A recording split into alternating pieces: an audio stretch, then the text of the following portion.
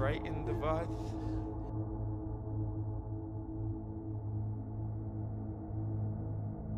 Reports very deranged individual, a lot of problems over a long period of time.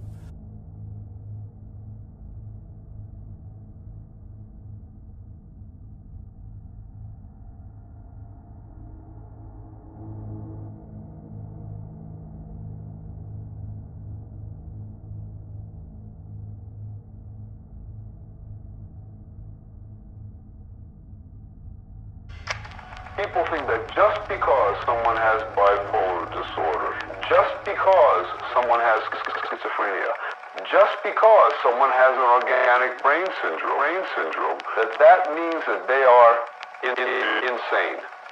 And that's not the case. And that's not the case. And that's not the case. And that's not the case. The mental illness I've been diagnosed with is borderline personality disorder. I guess I'd describe it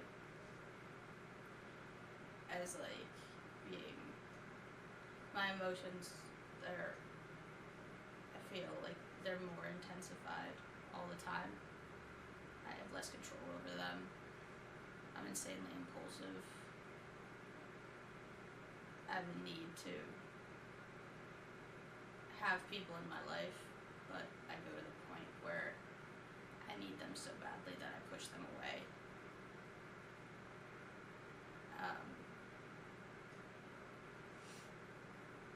I can't control my emotions half the time,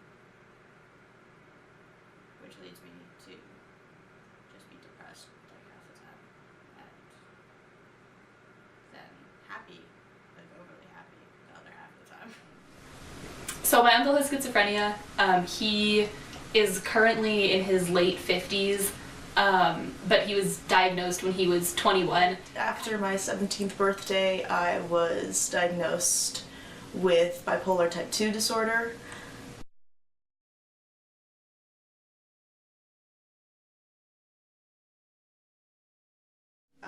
It's characterized by depression and hypomania. Hypomania is a milder version of mania where you still have the higher than normal energy.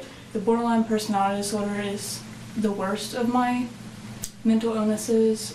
It affects my relationships, and it affects my cognitive thinking, and it affects my moods that shift from angry to sad to really happy. The actual kind of like inciting incident of his illness was a auditory and I think partially visual hallucination that he was being strangled by the devil. Having kind of like religiously affiliated hallucinations is like relatively common. I've had various reactions to me telling people I'm borderline. Some people who understand that mental illness is a thing and doesn't change who I am as a being. They're just like, okay, whatever. But then there are other people who have started to like distance themselves from me because they think that I'm a risk to be around. So they just will slowly distance themselves more and more so that they don't have to deal with me or my illness. Especially because of the stigma and because it's so negative, I don't necessarily talk about it. I've had people say, oh, she's crazy, she has bipolar disorder, behind my back. If I tell anyone about my mental illness, 9 times out of 10, if they don't understand what it's like, they will walk on eggshells around me because they think I will get angry easily. Even with my coworkers, they are very careful what they say to me. They think I'm crazy. When people find out I have a mental illness, they think that there's something wrong with me and they don't want to associate with me because they don't understand.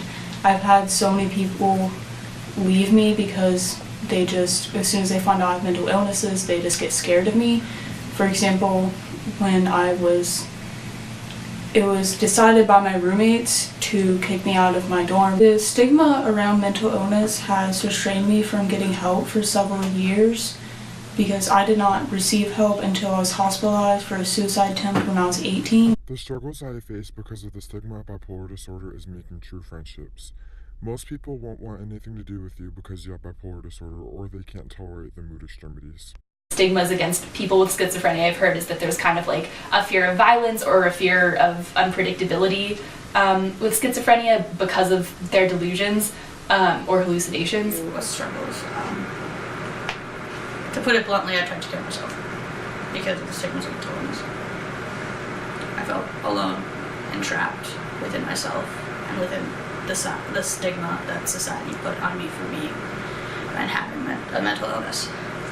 So instead of trying to find a way to fix that, I tried to kill myself multiple times. Struggling with self-harm and leading to, again, suicide. I had to leave the United States to get away from the stigma of having mental illness. If there's a violent crime associated with mental illness, it's easy for people to jump to schizophrenia because I think it's a very kind of like named mental illness where people have like a picture of what it is. They have a picture that it is extreme, but that it's and kind of with it makes it easier for them to say like, I know what this like disease is, so I can kind of like put that on someone else who might have done something that I think is in alignment with that. I don't know.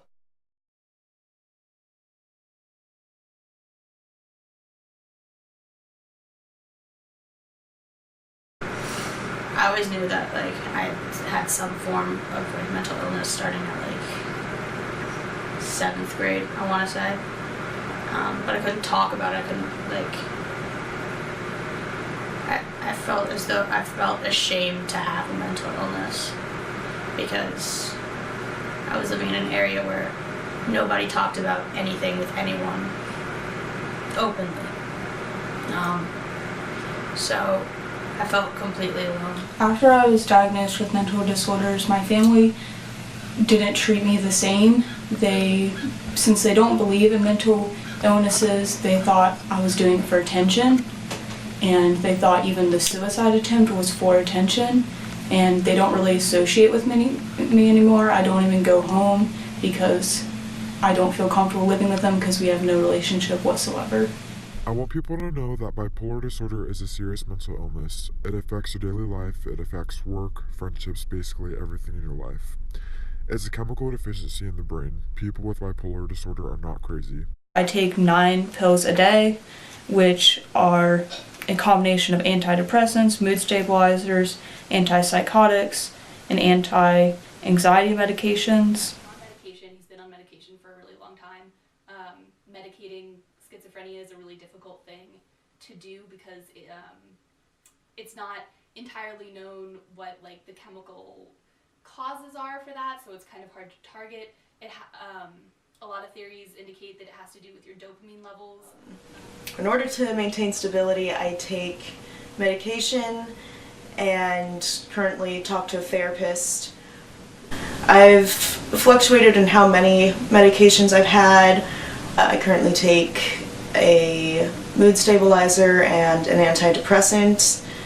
It's really hard for people to grasp the concept that people have trouble functioning when they have mental illnesses, such as going to school, going to work.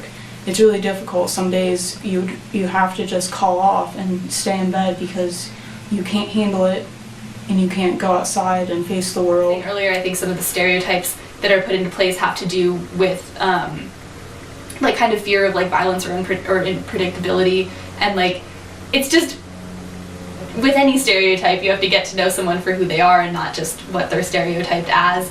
And my uncle anyway is just really one of the kindest people that I know, and he's really a very intelligent person. He keeps up with the news pretty frequently and is generally like an informed person in society, but there are just things that he can't do because he's paranoid or gets into like these slumps, I guess you would call them. Like, I still function pretty, at this point, like I have my mental illness pretty much under control.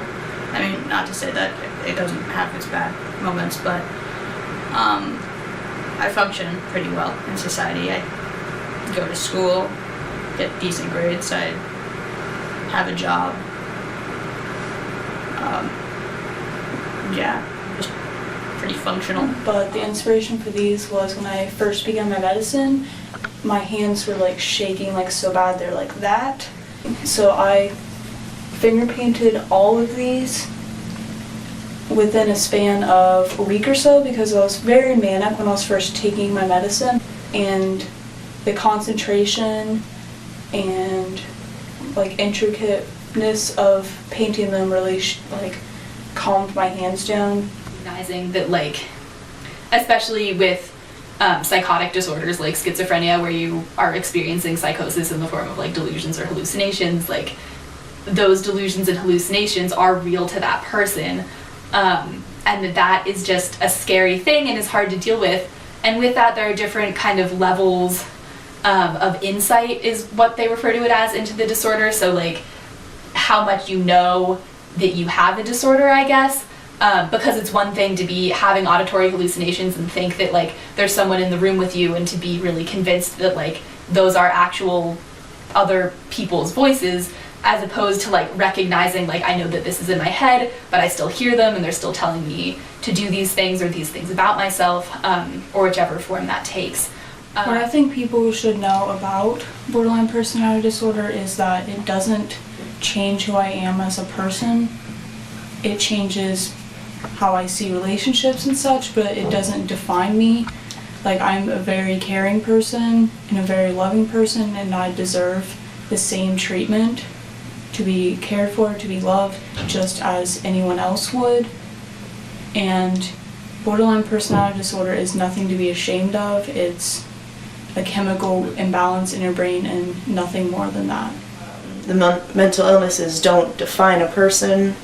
There's nothing wrong with having bipolar disorder or a mood disorder. Like, hearing that someone is schizophrenic is different than knowing what their symptoms are or how it's affecting their life. And you can't really place judgments on someone just by hearing like the name of a disorder that they have, because it can manifest in so many different ways, that it could have a huge impact on their life, or it could have like more of a moderate effect. People shouldn't be defined by what's natural, what they can't control. No one with bipolar disorder, no one with a mood disorder, no one with a mental illness is their mental illness. We are still people, we just have a chemical imbalance.